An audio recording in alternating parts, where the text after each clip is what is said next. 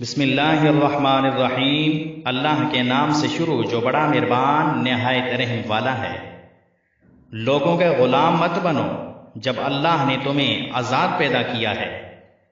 جھوٹ بول کر جیتنے سے اچھا ہے کہ تم سچ بول کر ہار جاؤ۔ ہم سب رہتے تو ایک ہی دنیا میں ہیں، لیکن سب کی دنیا الگ الگ ہے۔ مجھے لوگوں کو پڑھنا نہیں آتا، مگر ان پر اعتبار کر کے سبق ضرور ملتا ہے۔ کبھی زندگی ایک پل میں گزر جاتی ہے، کبھی زندگی کا ایک پل نہیں گزرتا۔ انسان جب زندگی کے امتحانوں سے گزر کر پتھر دل ہو جاتا ہے، پھر کوئی دل دکھائے بھی تو برا نہیں لگتا۔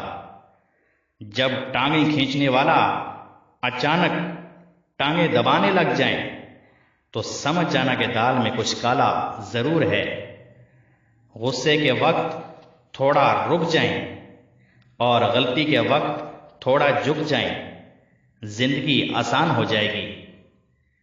کوئی آپ کو نظر انداز کر رہا ہو تو یہ ایک کام کرو، آپ بھی اس کو نظر انداز کرنا شروع کر دو، وہ خود آپ کے پیچھے آئے گا۔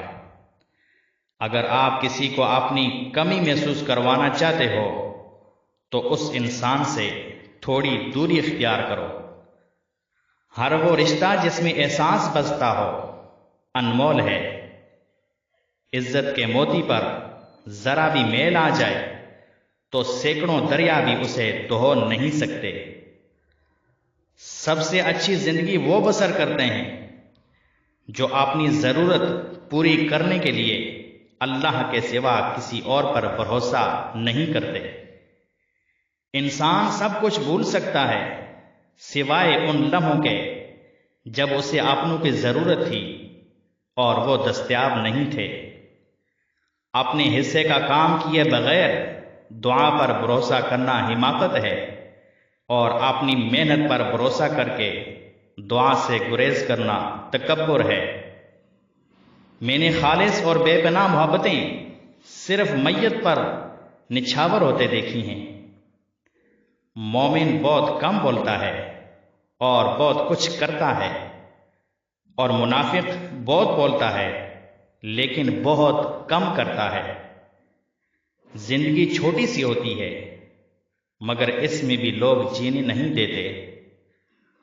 وہ لوگ دوریوں کے ہی قابل ہیں جنہوں نے آپ کی نزدیکیوں کی قدر نہیں کی۔